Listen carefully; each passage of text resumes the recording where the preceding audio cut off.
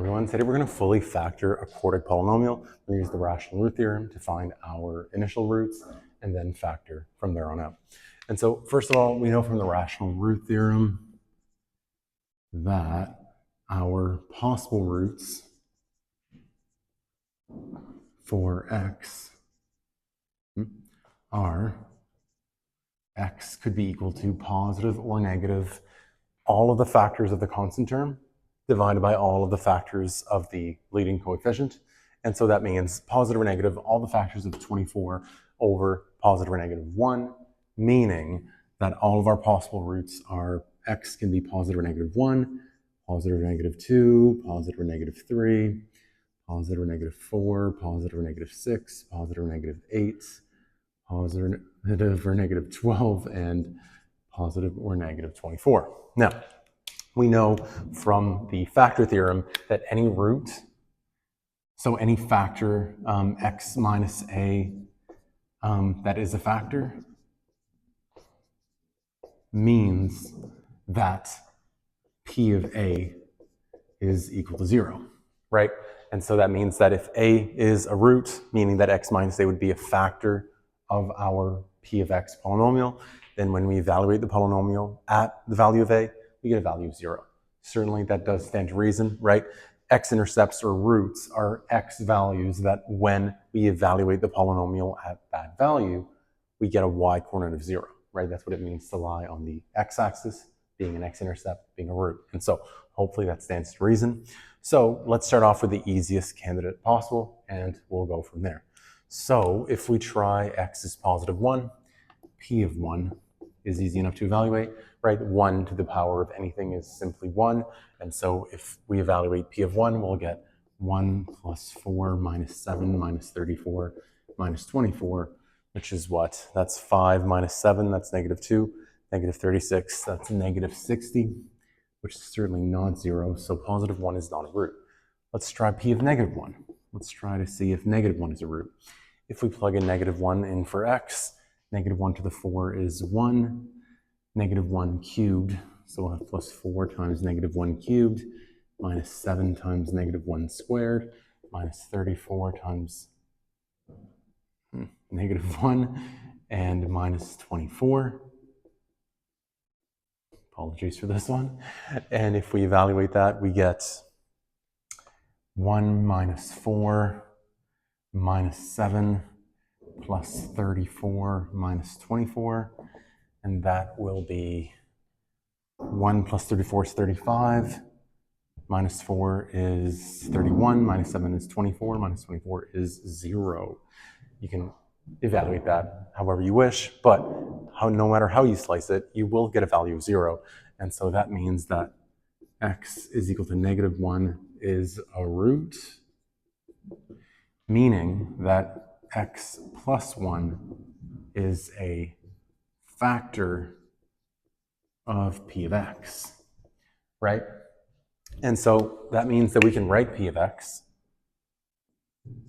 as the factor that we just obtained. If x is negative 1 gives us a root, then x plus 1 is one of the factors of p of x. And now its quotient, if we divide a quartic polynomial by a linear factor, we should get a cubic quotient, right? So let's go ahead and do that with synthetic division. Our root is at negative 1. I'll use synthetic division because I find it pretty fast.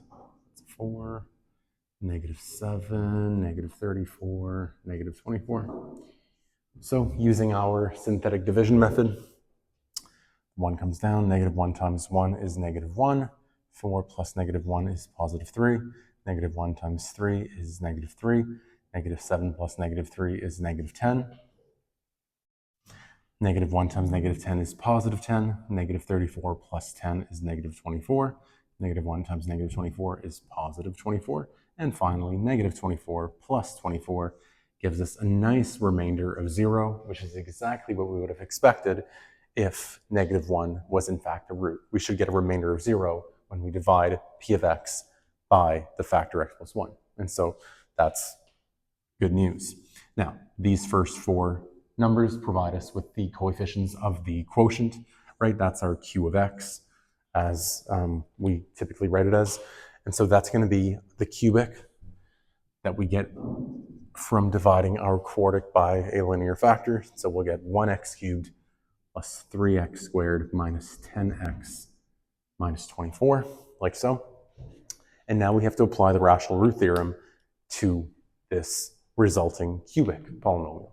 Now, the possible roots of the original are, of course, going to be the possible roots of the resulting cubic quotient polynomial, because, right, the roots of this still provide us with the roots of the original p of x quartic polynomial. And so let's keep going. We've exhausted +1 and -1. However, we could have a root at -1 that is a double root or a triple root or even a quadruple root.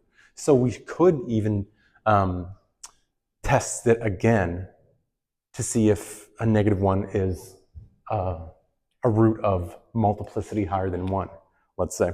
So let's try that. Let's use a different color. Try x is equal to -1 again into the cubic polynomial, right? We're going to try to fully factor this cubic now. And so if we plug in x is equal to -1, we'll have -1 cubed plus 3 times -1 squared minus 10 times -1 minus 24. I don't think that's going to work. It's definitely not going to work.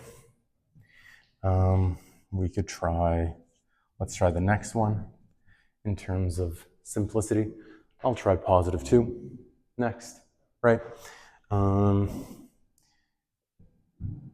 We would get plugging it into the cubic polynomial, right?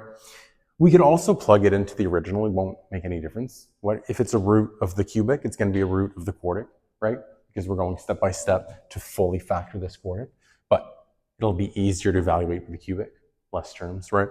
And so if we try x is equal to 2 to see if it's a root, we can get 2 cubed plus 3 times 2 squared minus 10 times 2 minus 24. I also don't think that's going to work. 8 plus 12 minus 20 minus 24. That's not going to work. Maybe -2. Try x is equal to -2. See if that works out. I suspect it might. -2 cubed plus 3 times -2 squared minus 10 times -2 minus 24.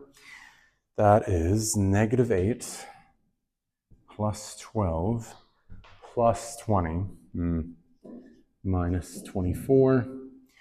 And that is, in fact, equal to 0. And so that tells us that x being -2 is a root.